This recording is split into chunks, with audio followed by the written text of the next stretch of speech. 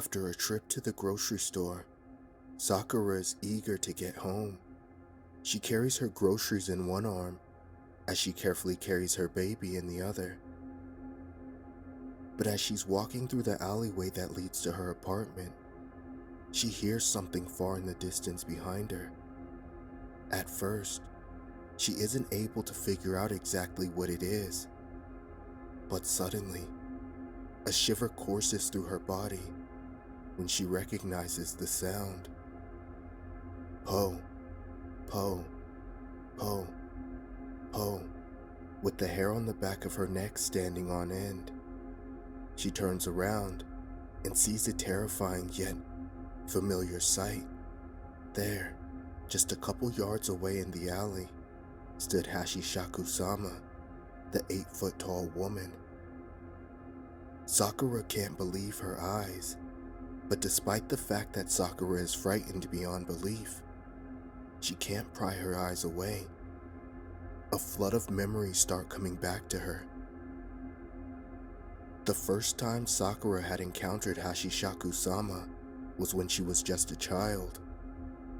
While Sakura was playing with her teddy bear in her grandparents' garden, out in the countryside, Hashishaku-sama appeared out of nowhere and stood over her. Despite her frightening appearance, Sakura tried her best to be cordial, but Hashishaku-sama would do nothing but stare while repeating the sound, ho, ho, ho, ho. Fortunately, after a few agonizing minutes, Hashishaku-sama would eventually disappear back into the forest. But after telling her grandparents about what had just happened, Sakura would soon find out that her nightmare was not over, and the horrifying truth about the 8-foot-tall woman. They explained that when Hashishaku-sama visits a child, it's because they've been chosen to be her next victim. And now, Sakura was next in line for a grim fate. However, due to her grandparents' determination, they were able to keep Sakura safe by locking her in her room and surrounding it with bowls of salt to ward off the evil spirit. And as soon as the next day came, with help from Sakura's parents, they quickly drove her back to the city. And for her own safety, Sakura had stayed away from the town ever since. I thought it was over, Sakura thought to herself. Why has she returned? And it's at that moment, a grave realization begins to dawn on her. Oh God, she gasps under her breath as she looks down at her baby. She's here to take my child, since I escaped. No, I won't let you, Sakura screamed defiantly. Dropping her bag of groceries, Sakura securely cradles her baby as she quickly runs toward her apartment building. She doesn't dare look behind her.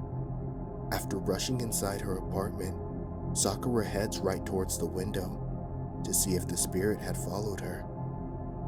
Sakura's blood runs cold at what she sees.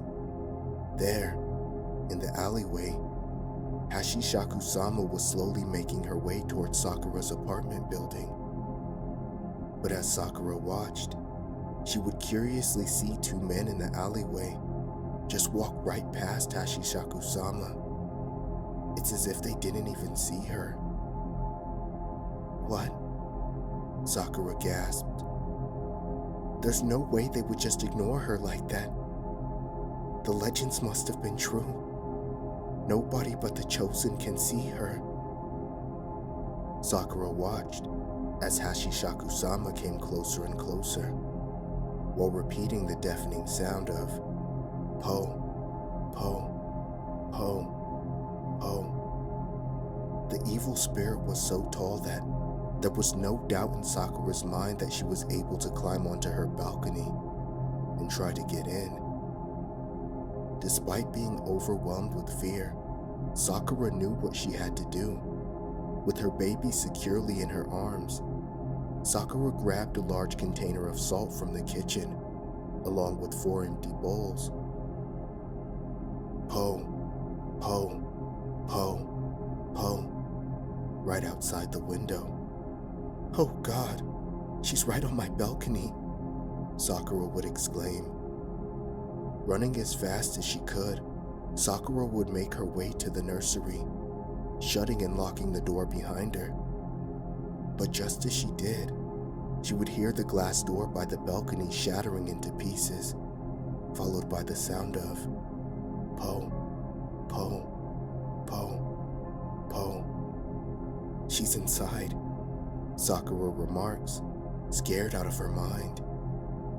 After setting her baby down in the crib, Sakura hastily sets the 4 empty bowls in every corner of the room, filling each of them with salt.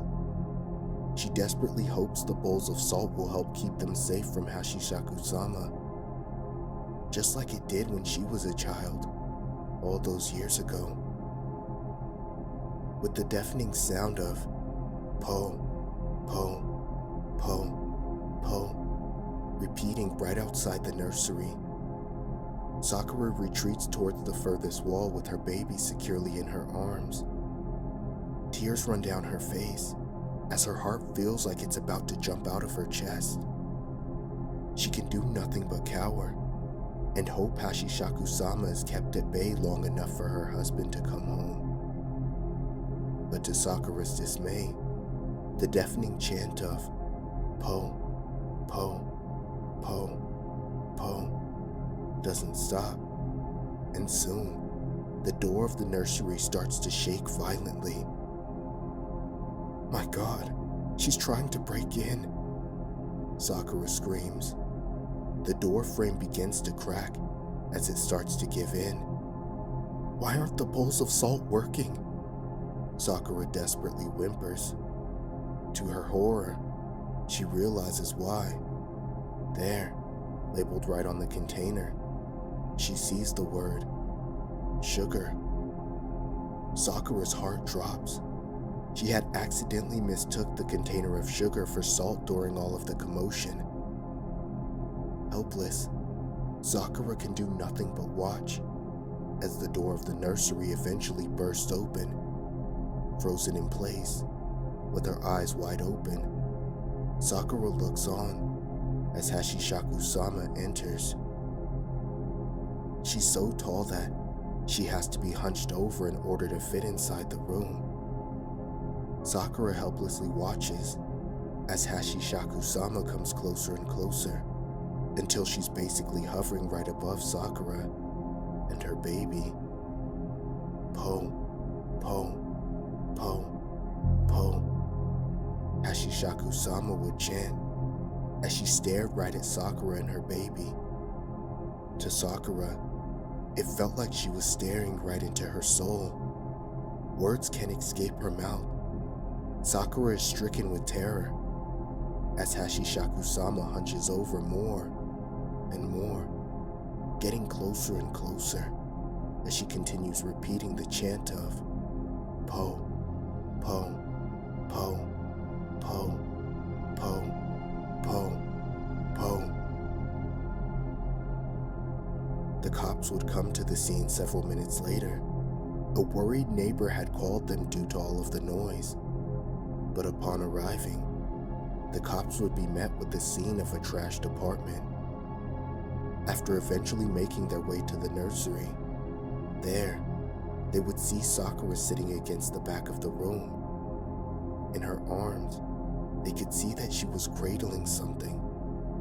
But instead of her baby, in its place, they would find a teddy bear, Sakura's childhood toy. Despite the cops' best efforts to ask what had happened, Sakura was unresponsive. All she would do was cradle her teddy bear as she stared off into space, repeatedly muttering the chant, po,